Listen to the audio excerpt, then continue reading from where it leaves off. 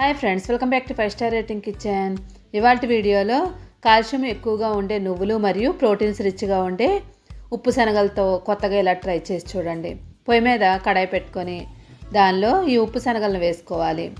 ఇక్కడ మనం ఆ పొట్టంతా తీసేయకుండా మొత్తం డైరెక్ట్గా వేసుకోవాలి. ఇక్కడ కప్పు కొలతలతో తీసుకోండి. ఇప్పుడు వీటిని 2-3 నిమిషాల పాటు వేయించేసుకోవాలి. చూడండి, మనకి అడుగు బాగాన పొట్టు కనిపిస్తూ ఉంటుంది, కానీ తీసేయకూడదు, పొట్టుతోనే చేసుకోవాలి. తర్వాత 1 కప్పు నువ్వులు తీసుకోండి. ఏ కప్పుతో అయితే మనం ఉప్పు శనగలు తీసుకున్నామో అదే కప్పుతో నువ్వులు తీసుకోవాలి. ఇప్పుడు వీటిని కూడా వేయించేసుకోవాలి. మంటను లో ఫ్లేమ్ మీద పెట్టుకొని వేయించుకోండి. నువ్వులు త్వరగా వేగిపోతాయి. మనకి శనగలు వేగిన తర్వాత నువ్వులు వేసుకోవాలి. మొత్తం అంతా కూడా కొంచెం కలర్ మారే వరకు వేయించుకోండి. ఇవి కలర్ మారిన తర్వాత ఈ రెండింటినీ కూడా ఒక ప్లేట్లోకి తీసేసుకోండి. ఇప్పుడు అదే పాన్లో 10-12 బాదం తీసుకోవాలి.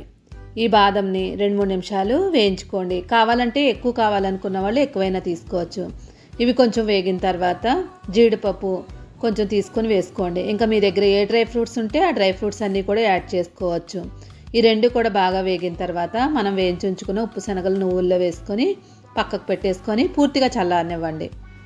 ఇది పూర్తిగా చల్లారిన తర్వాత ఒక మిక్సీ గిన్నె తీసుకొని దానిలో ఇవి వేసేసుకోండి.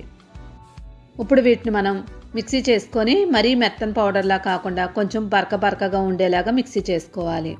మరీ మెత్తగా చేసుకున్నా కానీ నోటికి మనకి అంటుకుపోతూ ఉంటుంది. కాబట్టి మరీ మెత్తగా కాదు, అలానే మరీ బరకగా కాకుండా చూడండి ఎలా ఉండేలా మిక్సీ చేసుకోండి.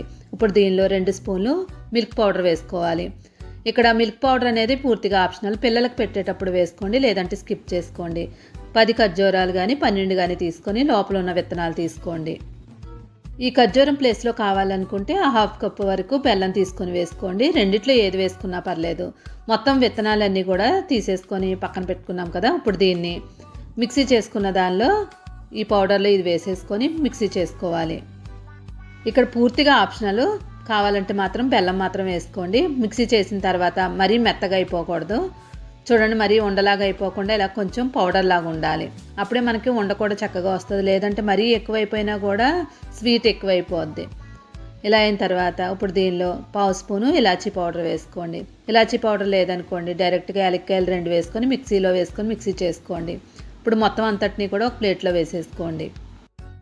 తర్వాత దీనిలో 2 స్పూన్లు నెయ్యి వేసుకోవాలి.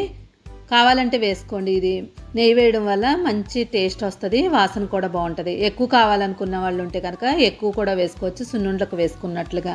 ఇక్కడ 2 స్పూన్లు అయినా కూడా సరిపోద్ది. మనకి చక్కగా మొత్తం అంతటిని కలిపేసుకొని మనం రౌండ్ బాల్స్ లాగా లడ్డూల్లా చేసుకొని ఒక బౌల్లో వేసేసుకోండి. ఏదైనా డబ్బాలో పెట్టుకొని ఇది మనకి కనీసం 4 రోజులు నిల్వ ఉంటాయి. తప్పకుండా చాలా హెల్తీగా ఉండే మంచి రెసిపీ ఇది.